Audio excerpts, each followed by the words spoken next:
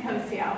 It's good to be with all of you this morning, although I have to confess that I feel kind of apprehensive, a little bit nervous. You'd think that after being a member here for 26 years that I would feel comfortable with you all, but it's been a little while since I've been up here. I've also had a rocky last few days, and so I'll tell you a little bit about that later. Many of you know that I'm ordained as a covenant pastor, but my full-time ministry is as a hospital chaplain in Sacramento. And sometimes people think that I'm courageous because I'm a chaplain, because I'm willing to drive in at 3 a.m. To Sacramento and face some unknown trauma in the emergency room. But let me just tell you that the truth is that as I'm driving in, I'm white-knuckling the steering wheel and I'm praying fervently every mile of the way. And I really have no idea what I'm going to do when I get there half the time. I'm really not different from many of you. There are a lot of things that make me anxious and afraid. I worry about my kids. I fret about finances. I'm exposed to a lot of illness at the hospital, so sometimes I worry about my own health. And my husband is an expert in California water resources, so I know enough to be kind of worried about the drought. But I have a feeling that I'm not alone when I talk about coming from a place of fear and anxiety. How many of you in the room are mothers? Okay, so we have a good percentage of professional worriers. And many of us, whether we are male or female, are anxious about transition, but then we're worried that things will never change. We're hesitant to try new things, but we don't want to get stuck in a rut. We're worried that we might lose our jobs, or that we may not be able to find another job or find a job to begin with. I think as a community, we're afraid of failure. We're afraid that we won't get into the right college or the graduate program that we've applied to. Or then if we do get in, we're worried about whether or not we can do the work. Even though it was a really long time ago, I can still remember my first quarter as a student at UC Berkeley. I was so intimidated by the reputation of the school and by my English professor that I read every book twice. I'm not kidding you. We worry about our marriages, about whether or not we'll find someone to love us. We worry about aging, but then again, the alternative is also a little scary to us. We're anxious about the economy. We're worried about world events, and rightly so. Think Israel, Gaza, Ebola virus. The average American is afraid of death, scared of heights, nervous about flying, terrified of snakes, and afraid of public speaking. While some fear is healthy, and it's a natural instinct, even protective, I think it also can be a real joy killer and a faith stealer. And so I think it can be helpful for us to overcome our fears. And this summer I've had a great opportunity to do that because my husband and I and our grown kids went to Costa Rica. We literally lived in the jungle. We saw monkeys, iguanas, crocodiles, poison dart frogs in the garden. We went kayaking in the mangrove. We went horseback riding up to a waterfall. But the thing that was most intimidating to me was the zip line. I don't know if you've heard of the Costa Rican zip line. It's actually a series of 9 zip lines across the top of the trees in the wide expanse in the Costa Rican jungle. And I was really kind of scared about the thought of being up that high or about moving that quickly. My husband says I was really scared of not being in control. But I didn't want my fears to overcome me, and I didn't want to be left out of a family activity. And then my family all lined up, and they were right behind me. And my son said, "Mom, you go first. We all really want to see you do this." But as I climbed up to that initial platform for what would be the first of 9 zip line jumps, I mean, I'll tell you, I'm kind of like this because they're hooking me up, and my legs were shivering in fear, and my heart was just pounding. I looked down at my husband, and I said, "I don't know if I can really do this." And he looked back and he said, "Oh, yes, you can. You're a strong woman. You can do this." And so I did. And it was exhilarating, breathtakingly beautiful. I have to admit, I even let out a squeal at one point. But what I didn't know about this canopy tour adventure that they call it is that it also included a Tarzan swing and 2 rustic rope bridges that were kind of like a string of 4x4s strung together like a tightrope up in the sky. And literally halfway through the second rope bridge, my legs were trembling in fear and just exhaustion. It takes you like 2 hours to do this whole zip line, but I realized there was nowhere else to go but across. But I could relate at that point to the psalmist who cried out, "Keep me safe, God, keep me safe." David wrote Psalm 16 when he was hiding out from his enemy Saul. Saul was bent on killing David, and so David hid out. The psalm is ultimately a song of confidence and trust, but it begins from this place of vulnerability and fear. And that's why David laments, "Keep me safe, O God. I come to you for refuge." You may have noticed if you read this psalm in your Bible that there's the word miktam next to this psalm, and just a few others in the book of Psalms. And what miktam is used is to describe a secret or a golden treasure or an important item that a person should always carry with them, kind of like when you carry your passport in a foreign country. David looks for refuge, and he finds it. And in writing this psalm, he exposes and offers to us the secret, the golden treasure that he has discovered. He's found the way to face his fears with faith, the secret to living a life of joy and hope. And he offers this treasure to us as something that we can also always carry with us. Traditionally, Jews have used Psalm 16 as a way to give assurance to those who are facing death. But as we read these words, we can see that David is writing as an act of worship and a statement of faith in any circumstance that could give him or us cause to fear. Throughout the text of the psalm, however, we see the psalmist move. We see David move from this place of fear to this place of confidence and trust. And it begins because he places his trust in God in the midst of his crisis. He doesn't try to be strong enough to make it on his own. He cries out, "God, help me." As a chaplain, I work with people who are experiencing trauma and crisis and loss.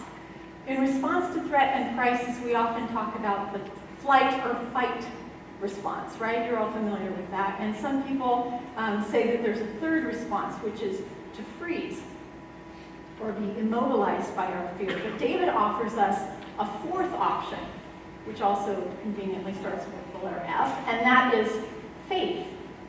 He comes to God in his vulnerability and his fear, seeking protection and refuge, and then he claims it. And what he does next in this psalm is he takes a series of simple steps that we can also follow to help us move from this place of anxiety to assurance. David acknowledges God as his Lord and Master. He relinquishes control and he admits that every good thing comes from God. He recognizes the community of faith and the value of being along with those who also know and worship God. He says that godly people are his heroes. He understands the strength that we gain in community. He sees the temptation of other gods, but he refuses to follow them. He says he will not even speak the name of other gods. In verse 5, he says, "You alone, Lord, are my inheritance, my cup of blessing. You guard all that is mine." And we begin to see the real hope in David in about verse 6 when he shifts his focus from his present circumstances to his future promises that he has in God. He praises God for the inheritance he has been given. And I don't think he's talking just about the earthly value of being a child of God or being an Israelite or the potential influence he will have as king. He's claiming the eternal security and assurance he has in heaven. What a wonderful inheritance, he says. He chooses to bless the Lord, who guides him and instructs him, he says, even at night. He affirms God's constant presence. He says in verse 8, I know the Lord is always with me. I will not be shaken, for he is right beside me. Many of David's psalms are written from a place of celebration and confidence. This one is written when he's running for his life. And yet by choosing to focus on God, to praise and bless God in the midst of his circumstances, he finds confidence, solace, refuge, even peace. No wonder my heart is glad, he says. My tongue rejoices and my body rests in safety. I think about the restless nights that I've had, when I toss and turn because my mind and my body can't relax. This is not the place that David is describing. David, his confidence in God and God's presence and God's promises gives him peace of mind. His tongue rejoices, he says, and therefore his anxious heart relaxes. David knows that God is with him, that God is in control, that even if Saul finds him and kills him, he will have eternal life with God. He says in verses 10 and 11, you will not leave my soul among the dead or allow your Holy One to rot in the grave. You will show me the way of life, granting me the joy of your presence and the pleasures of living with you forever. This is the secret that David has found, the joy of God's presence. This is the path to peace. And it's not just in the future, in eternal life, but in the present moment as he's facing his fears. But this is an interesting dynamic if you stop to think about it, because David lived before Jesus. And the Psalms are in the Old Testament, not the New. So David's words here are prophetic. They apply not only to him, and not really as much to him as they do to Jesus, and then also to us through Jesus. David's words in Psalm 16 are given new meaning when the Apostle Peter quotes them in Acts chapter 2, which is at Pentecost. And I'm going to read this to you so he actually provides an interpretation to us. He says, people of Israel, listen.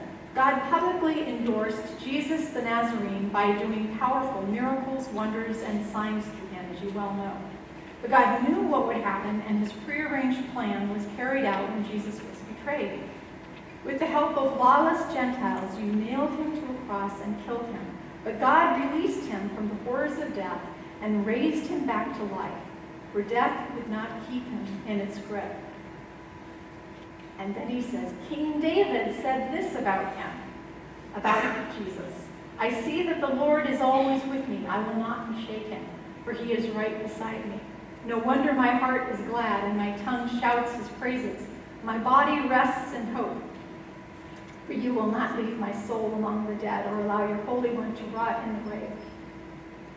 You have shown me the way of life, and you will fill me with the joy of your presence.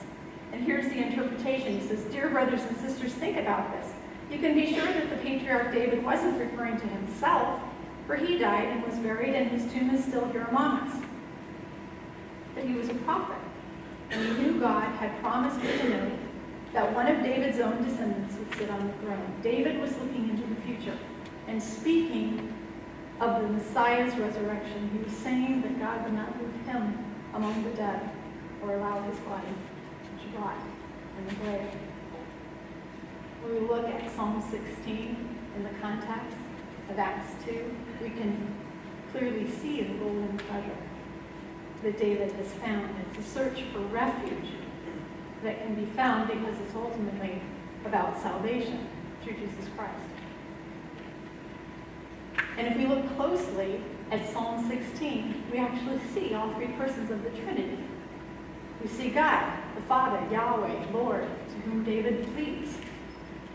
We see the Holy Spirit in the counselor who guides him at night and assures his heart. And we see Jesus Christ, who is the promised one he talks to, who talks about whose body does not see decay, but gives the psalmist and us access to eternal life. One of the things I love about this passage in Acts is that we see the same shift in demeanor in Peter that was evident in David. Because remember, Peter was the one who was afraid and denied Jesus 3 times in the courtyard after Jesus was arrested. He let his fear immobilize him. But here in Acts chapter 2 at Pentecost, we see a bold and confident preacher and the testimony of the gospel upon which the church will be built. By reading these 2 passages side by side, we see prophecy fulfilled, and we see promises that are there for us in both the Old Testament and the New. Because God is with us, and because of what Jesus has done for us, we can also have confidence and hope, no matter what we're facing. I know this to be true for the patients and families that I work with at the hospital. Just last week, there was a woman who was preparing to have open heart surgery. It was scheduled for 9 o'clock, and at 9:05, I got an urgent page. Susan, please come, talk to this patient. She's refusing to have her surgery until she talks to the chaplain. She wanted prayer and assurance that God was with her, that God would be with her, no matter what happened during the surgery. And right down the hall, in another room in that same ICU, was another woman. She's only in her mid-70s, but she was at the end of her life because she had had chronic debilitating disease for many years. And she wanted to talk to me, and she said, you know, Susan, I don't really want to continue any more of this aggressive treatment. I'm ready to die. I'm a Christian. I believe in Jesus. I believe in heaven. I want to go to heaven and be with Jesus. And the one thing she asked me for was, do you think we could decorate the room so I could have a party for my family and friends before I go? That's faith. I also know that this model that David gives us is true for me personally. Years ago, some of you will remember, those who know me well, that my husband Gib was having some neurological symptoms, and there was concern that he might have multiple sclerosis.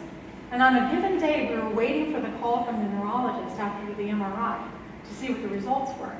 And because I'm a member of this family of faith and have people here who love me, there were people who supported me that day to create an opportunity for me to just have a day to myself. And I found myself praying that day and just looking around and being thankful for all the things that God had blessed me with. Thank you, God, for this house. Thank you for this neighborhood. Thank you for the family of faith that I have. And I remembered other health crises that our family had been through and how God had been faithful to us during those times. And so I realized that, you know, even before that neurologist called, it made no difference what the result was. Because I knew that the God who had been with me previously would be with me and with my husband in the future. I mentioned to you when I first started out this morning that the last few days have been kind of tense and rocky, and that's because I was in San Diego on Thursday. I was there for a denominational meeting, and I got an urgent call from my husband that his dad had had a heart attack and was dying in the hospital in Hollister where they live, and he was asking me to come home. So I had to try to quick find a flight, got on standby, finally got on the flight, you know, flew into Sacramento because that's where my car was, got my car, and then drove to Hollister. And I'm doing that, you know, gripping the steering wheel, stressed out kind of a thing, even though I've been preparing for the sermon all week. I'm trying to just focus on the road, and then I look in front of me, and there's a semi-truck right in front of me. And there's a logo on the back that says, GodIsInControl.com. I'm not kidding you, I'm not kidding you. I've never seen this truck before. But I actually Googled it, and there really is a truck line that's called God is in Control. So I just happened to be right behind this truck as I'm trying to drive to Hollister. I got there, I was with my husband and my father. My father-in-law died yesterday morning. And I got an email from the conference superintendent who had been at the meeting that I had to urgently leave. I had sent him an email saying, letting him know that my father-in-law had passed, and he sent me back an email It just said simply this: we are praying for you. Remember, Susan, all the promises of Jesus are true. Wow, somebody's been reading my sermon notes. Either that, or this email in that truck, or God telling me that I wrote the sermon for myself, as much as I did for anybody else. In our midst, we have suffered a number of stressors and losses recently. As a congregation, we've experienced a lot of transition. We have a number of staff changes yet ahead. I know that personally some of you have experienced the death of a family member, or the loss of a job, the loss of a home, maybe divorce, or a new diagnosis. Others of you have positive but still scary transitions ahead, maybe starting high school or going off to college, a child leaving home, facing an empty nest or retirement. It may be hard to feel the assurance that David and Peter express. You may feel more like you're in the midst of a jungle and taking a plunge off the ledge into a wild and scary and unfamiliar place. And it may be a lot more scary than an unstable rope bridge, or a zip line in Costa Rica. But the words of Psalm 16 can give us hope and assurance. I don't think that David is boasting that he has no fear in the face of death. I think he's showing us how we can find faith in the midst of our fears. And if we follow David's pattern of intentionally trusting God, of choosing to worship him, and reviewing his promises, even in the midst of being afraid, that can help move us from a place of anxiety to assurance, from fear to faith. Like David, we can begin with an honest plea for God's help, sustaining God. Be my anchor. We can keep our eyes focused on the Lord. We could affirm that God is good and that God is with us. We can claim his promises now and for eternity. We can express thanksgiving and praise for all God has done and all God will do. This is a truth that we can carry with us. Frankly, I'm not sure we really gather to worship because we have unwavering faith. Do you? I think that maybe we experience faith when we gather to worship, even when we're hurting or afraid. Together, we can be the people of faith that David describes. We can be heroes and encouragers to one another, not because of our own strength, but because we keep our eyes on Jesus. He's our center and our focal point. The truth is, life can be dizzying, frustrating, painful, and scary. And honestly, as a chaplain and as a person, I never really know what to expect. But David and Peter encourage us to keep our eyes on God. It makes me think of a ballet dancer who finds that spot on the wall to look at when she's spinning around and round and round so that she can keep from getting dizzy. Life is full of twists and turns, some of them unexpected. But as Christians, Jesus is our focal point. Like Peter, Jesus called to walk on the water. We can come to Jesus if we keep our eyes on him and not on the waves of the storm that are crashing against us. We can approach God with confidence because we know that his love is unwavering. His promises are true. Like David, we know that God is with us. No matter what happens in life or even as we face death, we have an eternal inheritance with God. And as David says, oh, what an inheritance.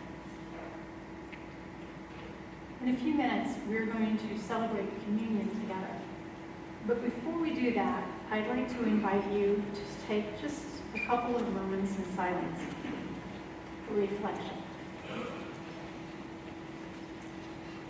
It doesn't matter what I said today, but listen in these moments for what God is saying to you. I have two questions for you to consider. The first is this: where are you frozen or fleeing from your fear? And the second is this: where is God calling you to a faith greater than